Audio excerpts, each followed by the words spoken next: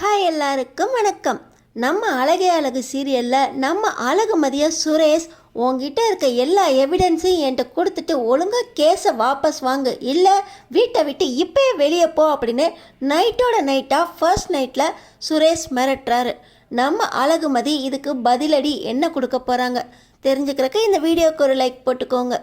So பார்த்தீங்கன்னா என்னை blackmail பண்ணி கல்யாணம் பண்ணி வச்சிட்டாங்க. எனக்கு கல்யாணம் பண்ணுறதுலே இஷ்டம் இல்லை, நைட்டோட நைட்டாக என் லைஃபே மாறி போச்சா அப்படின்னு அழுதுகிட்டு இருக்கா அழகுமதிக்கு நம்ம அழகு மலர் தைரியம் சொல்லி ஒன்றா உட்காந்து சாப்பிட்டு, சுரேஷும் இந்த வீட்டில் இருக்கிறவங்க மாதிரி நல்ல பையன்தான், ஆனால் இந்த தங்கராஜ் மேலே இருக்கிற மரியாதையில் அவர் சொல்கிற வேலையெல்லாம் செஞ்சுக்கிட்டு இப்படி உனக்கு டார்ச்சர் பண்ணிட்டான். இந்த வீட்டில் யார்ட்டையுமே அந்த மாதிரி நடந்துக்கிட்டது இல்லை, போக போக நீயே அவனை புரிஞ்சுக்குவா அப்படின்னு நம்ம அழகுமதிக்கு தைரியம் சொல்கிறதோடு இல்லாமல் இனிமேல் நீ அவங்க கூட தான் தங்க போகிற, அவங்க கூட தான் வாழ்க்கையை ஆரம்பிக்க போகிறோம் அப்படிங்கிற பயம்லாம் உனக்கு வேண்டாம். ஏதாவது தப்பாக ஒரு வார்த்தை சொன்னால் கூட நீ ஒரே ஒரு சவுண்டு கொடு, நானும் அவனோட அண்ணன் பாக்கியராஜும் உனக்காக வந்துடுவோம் அப்படின்னு தைரியம் கொடுத்து ரூமுக்கும் அனுப்பி வைக்கிறாங்க. இன்னொரு பக்கம் பார்த்தீங்கன்னா தங்கராஜ், இந்த மாதிரி ஒரு அழகான டீச்சரை நமக்கு கிடைக்கலையே மாமா படிக்கும்போது அப்படின்னு நீ தாண்டா சொன்ன,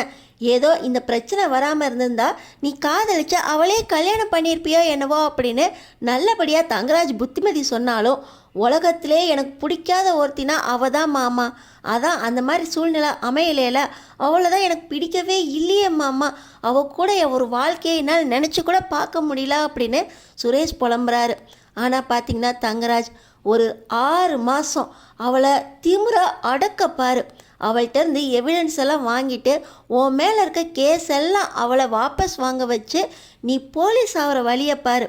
இன்னமும் அவர் திமிர அடங்கலையா, இன்னும் எகிரிக்கிட்டே இருக்காளா, முடிச்சு விட்டுறலாம். இப்போ நீ போய் அவளை கேஸ் வாபஸ் வாங்க வைக்கிற வழியை பாரு, மெதுவாக பேசு, அடங்கலையா 4 கொடு அப்படின்னு தங்கராஜ் இந்த சுரேஷுக்கு தைரியம் சொல்கிறாரு. இப்போ பார்த்திங்கன்னா சுரேஷ் வீட்டுக்கு வராரு. இன்னொரு பக்கம் நம்ம மலர் கொடுத்த தைரியத்தில் நம்ம அழகுமதி அவங்க கொண்டு வந்த திங்ஸ் எல்லாம் கரெக்டாக இருக்கா அப்படின்னு ஒன்று ஒன்றா எடுத்து வச்சுக்கிட்டு இருக்காங்க. இந்த நேரத்தில் உள்ள நுழையிற சுரேஷ்,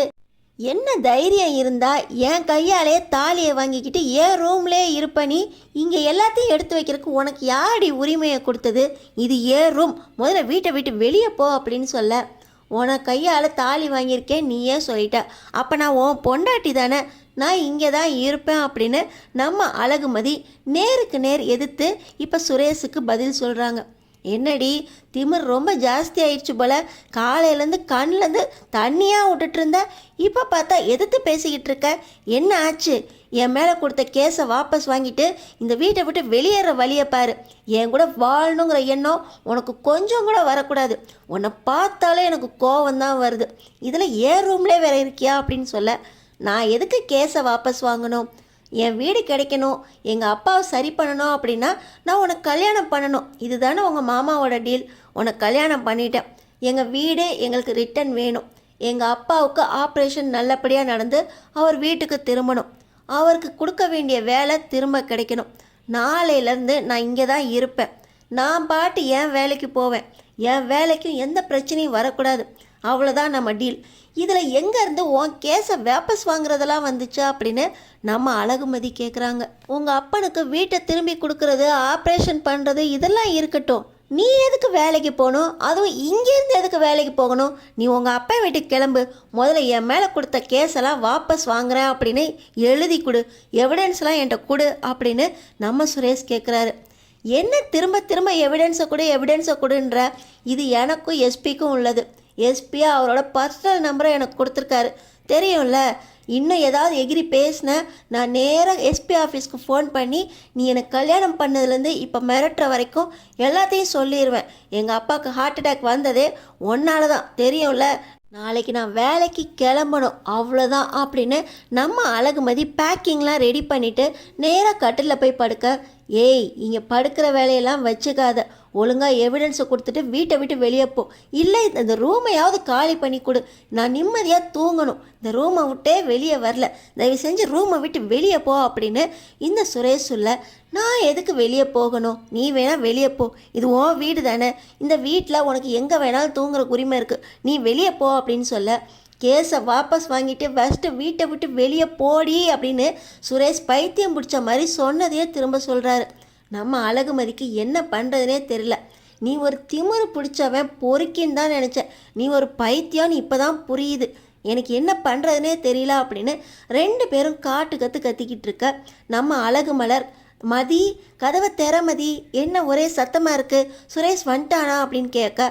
நம்ம அழகுமதி இதுதான் சாக்கு அப்படின்னு நேராக கதவை திறந்துட்டு, அக்கா இங்கே பாருங்கள், என்கிட்ட வம்பு பண்ணிக்கிட்டு இருக்காரு, என்னை வீட்டை விட்டு வெளியே போ, ரூமை விட்டு வெளியே போ அப்படின்னு ரொம்ப டார்ச்சர் பண்ணிக்கிட்டு இருக்காரு, இவரை முதல்ல இங்கேருந்து கூட்டிகிட்டு போங்க, இல்லை நானே இவனை கொன்றுவேன் அப்படின்னு நம்ம அழகுமதி சொல்கிறாங்க. இப்போ சுரேஷ்கிட்ட நம்ம அழகுமலர், என்ன சுரேஷ் வந்தது வராதமாக வம்பு பண்ண ஆரம்பிச்சிட்டியா, நீ இப்படிப்பட்ட ஆளே இல்லையே, வா சுரேஷ், பொண்ணுங்கள்ட்டலாம் இப்படி பேசக்கூடாது சுரேஷா அப்படின்னு நம்ம மலர் சொல்கிறாங்க. இப்போ பாக்கியராஜும் நம்ம மலர் கூட சேர்ந்துக்கிட்டு, சுரேஷ் ஒரு பொண்ணுக்கிட்ட இப்படியா நடந்துக்குவ, இந்த நேரத்தில் போய் மதிக்கிட்ட வம்பு பண்ணிக்கிட்டு இருக்கே, வா முதல்ல சாப்பிடு, அப்புறமா அடுத்த விஷயத்தெல்லாம் பேசிக்கலாம் அப்படின்னு பாக்கியராஜும் கூப்பிட நம்ம அழகு மலரும், நீ இன்னும் சாப்பிடல சுரேஷ், மாமா வீட்டில் சாப்பிட்டியா அப்படின்னு கேட்க, இல்லை அண்ணி இவ என்னை ரொம்ப டார்ச்சர் பண்ணுறா, இதில் எங்கேருந்து எனக்கு சாப்பாடு இறங்கும் அப்படின்னு நம்ம சுரேஷ் சொல்ல, வா சுரேஷ் நான் சாப்பாடு எடுத்து வைக்கிறேன் வா அப்படின்னு நம்ம மலரும் பாக்கியராஜும் சுரேஷை கையை பிடிச்சி இழுத்துட்டும் போயிடுறாங்க. இதுதான் நேரம் அப்படின்னு நம்ம அழகுமதி டோரை டம்முன்னு மூடிடுறாங்க. பாருங்க நீ இவ திமுற, நான் எப்படா வெளியே போவேன் அப்படின்னு கதவை மூடுறா, நாளைக்கு வேலைக்கு வேற கிளம்புவேன்னு சொல்லிக்கிட்டு இருக்கா அப்படின்னு சொல்ல, ஆமாம் சுரேஷ் சொல்லணும்னு நினச்சேன், உங்களுக்கு தான் மறுவீடு அழைப்பு விருந்துன்னு எதுவுமே இல்லையே, நானும் நாளையிலேருந்து வேலைக்கு போகிறேன் அப்படின்னு சொல்ல, எல்லாருக்கும் வேலை இருக்குது, என் வேலை போனதுக்கு காரணம் இப்படி என் நடு வீட்டில் வந்து உட்காந்துருக்கா, இவளை வச்சுக்கிட்டு என்னால் நிம்மதியாகவே இருக்க முடியலையே, என் வேலையும் போச்சு, என் வாழ்க்கையே போச்சு அப்படின்னு சுரேஷ் புலம்ப, அதெல்லாம் எதை பற்றியும் கவலைப்படாத சுரேஷ், வாழ்க்கை நல்லா இருக்கும், நீ சந்தோஷமாக இருப்ப அப்படின்னு நம்ம மலர் சுரேஷுக்கு சாப்பாடை போட்டு அட்வைஸ் பண்ணிக்கிட்டு இருக்காங்க. இப்போ அடுத்த நாள் விடியுது. நம்ம மலர் வழக்கம் போல் காலையில் 5 மணிக்கெலாம் எந்திரிச்சு எல்லாருக்கும் சாப்பாடு காஃபி டீ டிஃபன்லாம் ரெடி பண்ணிக்கிட்டு இருக்காங்க. பாக்கியராஜ் கூட, எனக்கு டிஃபன் ரெடியாக மலர், காலையில் கிளம்பணும், 2-3 நாள் லீவுக்கு அப்புறம் இப்போ தான் போகிறேன்னா நேரத்தோடு போய் அட்டண்டன்ஸ்லாம் பண்ணணும் அப்படின்னு நம்ம பாக்கியராஜ் பேங்க்குக்கு கிளம்பிடுறாரு. கரெக்டாக இந்த நேரத்தில் நம்ம அழகுமதியும் வந்து, அக்கா இன்றைக்கி நான் என் காலேஜுக்கு கிளம்புறேன், எனக்கு டிஃபன் நீங்கள் கட்டி தருவீங்க தானே அப்படின்னு கேட்க, உனக்கு இல்லாததா மதி, இதோ சாப்பாடெலாம் ரெடி ஆயிடுச்சு, காலையில் முதல்ல பிரேக்ஃபாஸ்ட் சாப்பிட்டுட்டு அப்புறமா டிஃபன் எடுத்துக்கோ அப்படின்னு சொல்ல, எனக்கு நேரம் ஆயிடுச்சுக்கா அப்படின்னு சொல்ல, அதெல்லாம் கிடையாது சாப்பிட்டு தான் கிளம்பணும் அப்படின்னு நம்ம மலர் மதிக்காக சாப்பாடு எடுத்து வச்சு சாப்பிட வச்சு டிஃபனும் கொடுத்து அனுப்புகிறாங்க. ஏய் எங்கடி கிளம்பிக்கிட்டு இருக்கா அப்படின்னு ராஜலட்சுமி வந்துடுறாங்க. நான் காலேஜுக்கு கிளம்புறேன் அப்படின்னு நம்ம மதி சொல்ல, உனக்கு காலேஜ் என்னடி கேட்குது, காலேஜ் என் பிள்ளைய வேலை வெட்டி இல்லாமல் வீட்டில் இருக்கான், உன்னால தான் வேலை போச்சுன்னு வேற அவன் புலம்பிக்கிட்டு இருக்கான், அவன் வாழ்க்கையை சரி பண்ணுறதை விட்டுட்டு நீ பாட்டு உன் வேலைக்கு போகிற, நேற்று என்னமோ உங்கள் அப்பனை பார்க்கணுன்னு ஆடிக்கிட்டு இருந்த, இப்போ அப்பன் கதை என்னாச்சு, அப்பனை பார்க்க ஆஸ்பத்திரிக்கு போகிறதுலாம் இல்லையா, நேராக காலேஜுக்கு கிளம்புறா அப்படின்னு சொல்ல, அங்கே செமஸ்டர் நடந்துக்கிட்டு இருக்கு, நான் காலேஜுக்கு டைமுக்கு போகணும், இப்போ உங்கள்கிட்ட பேசுகிறதுக்கு டைம் இல்லை அப்படின்னு நம்ம மதி கிளம்ப, இப்போ அவன் மாமனார் ராகவனும் வந்துடுறாரு.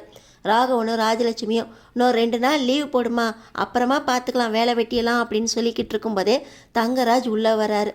என்னம்மா வேலைக்கு கிளம்புன மாதிரி தெரியுது, பொண்ணா லட்சணமாக வீட்டில் இருக்க வேண்டாம் அப்படின்னு சொல்ல, இதையெல்லாம் நீங்கள் சொல்ல வேண்டியதில்லை, நான் வேலைக்கு போகணும், என் வேலையை கூட நீங்கள் போகக்கூடாதுன்னு சொல்லி என்னோட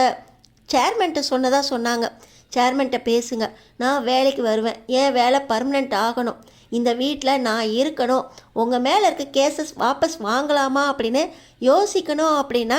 என் வேலையை பர்மனெண்ட் பண்ணுங்க, எங்கள் அப்பாவுக்கு ஆப்ரேஷன் சரியாக முடிஞ்சு வீடு திரும்பினதுக்கப்புறம் அவருக்கு ரெஸ்ட் எடுக்கிறதுக்கு வீடு, அது மட்டும் இல்லாமல் அவரோட வேலை திரும்ப கிடைக்கணும், இது எல்லாம் சரியாக நடந்துகிட்டு இருந்தால் தான் சுரேஷ் மேலே நான் கொடுத்த கம்ப்ளைண்ட்டை வாபஸ் வாங்கலாமா வேண்டாமான்னு யோசிப்பேன், நான் யோசிக்கணும்னு நினைக்கிறீங்களா, நல்ல பிள்ளையா தங்கராஜு அப்படிங்கிற ஆளா என்ன வேலைக்கு போக விடுங்க அப்படின்னு தைரியமாக சொல்லிட்டு நம்ம மதி வேலைக்கு கிளம்புறாங்க. நம்ம அழகுமதி இந்த தைரியம் யார் யாருக்கெல்லாம் பிடிச்சிருக்கோ நம்ம சேனல் சப்ஸ்கிரைப் பண்ணி தொடர்ந்து